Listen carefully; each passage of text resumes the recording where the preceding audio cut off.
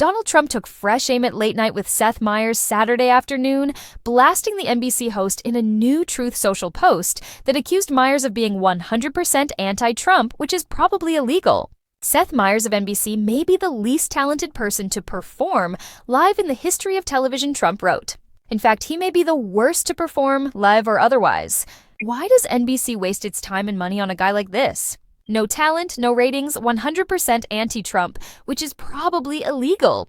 The president's outburst came in response to Thursday's A Closer Look segment, see below, in which Meyers mocked Trump's overseas trip and riffed on his recent comments praising old-fashioned steam catapults over modern electric ones on U.S. aircraft carriers. Meyers went on to joke that Trump spends more time thinking about catapults than Wile E. Coyote and imagined him ordering the military to use the catapults to make our city safe by shooting giant boulders to catch all the nasty roadrunners. The segment ended with a punchline linking Trump's exaggerated arm-flailing dance moves to an electric catapult. Meyers' comments appeared to strike a nerve. Trump's post singled out the segment, calling Meyers a truly deranged lunatic for focusing on his remarks about naval engineering. NBC and Meyers have not yet addressed Trump's remarks. This isn't the first time Trump has gone after Meyers. Back in August, he took to social media to insult the host after hearing what he called a sick rumor that NBC had extended Meyers' contract. There is a sick rumor going around that fake news NBC extended the contract of one of the least talented late-night television hosts out there, Seth Meyers, Trump wrote on Truth Social. He has no ratings, talent, or intelligence, and the personality of an insecure child. So why would fake news NBC extend this dope's contract? I don't know, but I'll definitely be finding out. There was no indication NBC had actually extended Meyers' deal. With 3 years left on his current contract, it would have been unusual timing for a renewal. Lorne Michaels, who produces Late Night, said at the time he was optimistic, but not certain, that Meyers and his lead-in Tonight Show host Jimmy Fallon would see their current contracts through. I think Comcast CEO Brian Roberts, who I will be working for the rest of my life, who I have very high admiration for, has integrity, Michaels said. But at the same time, everyone has broadcast licenses. Meyers later responded with a calm rejoinder that gently undercut Trump's insults without matching his tone. It has come to my attention that sometimes people who do not care for me get stuck watching my show, Meyers said. And to those people I could just say, you have my sympathy, and I hope you get a TV set that allows you to change the channel. Trump's feud with Meyers stretches back to the 2011 White House Correspondents' Dinner, where both Meyers and then President Obama roasted the future president. Cameras caught Trump sitting stone-faced during the jokes, a moment that many observers believe helped fuel his eventual run for the presidency. In the years since, Trump has repeatedly lashed out at Meyers and NBC, declaring this past summer that parent company Comcast should pay a big price for airing shows like Late Night, which he's labeled political hits. In a familiar cycle of provocation and response, former President Donald Trump took to his Truth Social platform this Saturday, unleashing a torrent of personal insults against NBC host Seth Meyers and his program Late Night, which he deemed 100% anti-Trump, which is probably illegal. The outburst, which accused Meyers of being the least talented person to perform live in the history of television, serves as the latest salvo in a political and personal grudge that has simmered for over a decade, tracing its origins to one of the most famously consequential roasts in modern American history, the immediate catalyst for Trump's weekend. Diatribe was Thursday's edition of Meyers' signature A Closer Look segment. In the segment, the host delivered a meticulous and joke-heavy critique of Trump's recent overseas travels, zeroing in on the former president's puzzling comments, praising old-fashioned steam catapults over modern electromagnetic launch systems, emails on U.S. aircraft carriers. With his characteristic blend of incredulity and wit, Meyers painted a picture of a commander-in-chief obsessed with outdated technology.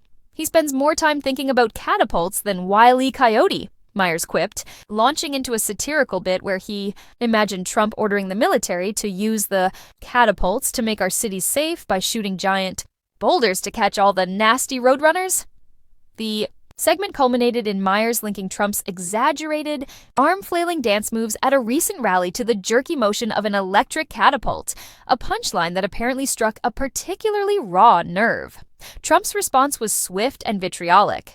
Beyond the broadsides against Meyers' talent and ratings, his post singled out the host's focus on naval engineering, branding him a truly deranged lunatic for dedicating airtime to the subject. This reaction underscores a long-observed pattern in Trump's media engagements, a heightened sensitivity to jokes that frame him as unserious, technologically ignorant, or absurd, even when the criticism is couched in comedy. As of Monday, NBC and Seth Meyers have maintained a strategic silence, declining to publicly address the former president's latest remarks. This restraint is consistent with Meyers' past approach to such attacks. This is not the first time Trump has trained his sights on the late-night host in recent months.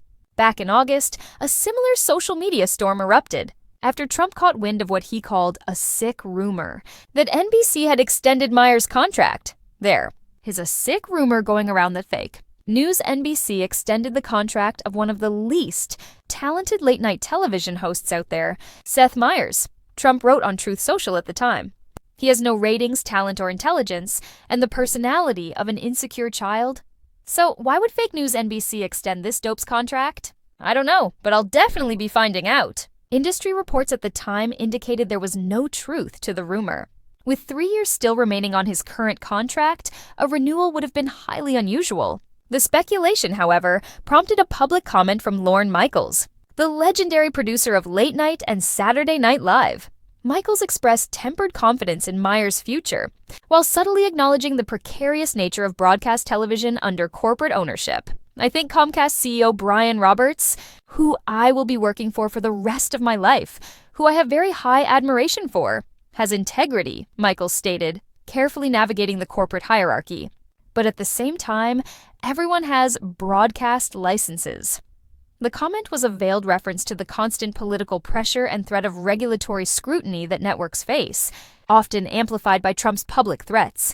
When Meyers did eventually respond to the August incident, his tone was a masterclass in deflective calm, a stark contrast to the fury of his critic.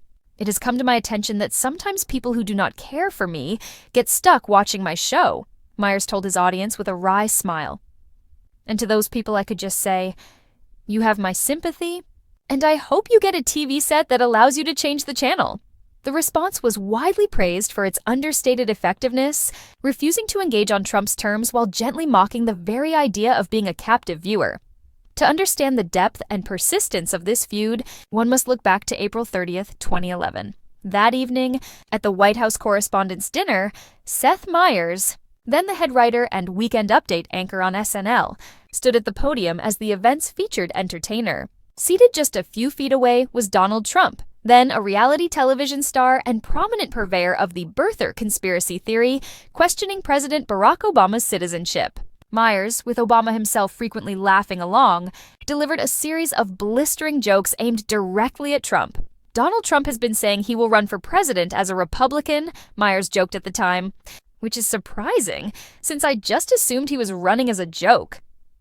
The camera repeatedly cut to Trump's stone-faced, unmoving expression, capturing a man visibly seething as the Washington elite laughed at his expense. Political historians and biographers have often pointed to that night as a catalytic moment, one that hardened Trump's resolve to enter the political arena and prove his detractors wrong. The humiliation was profound, and it was delivered in large part by Seth Meyers.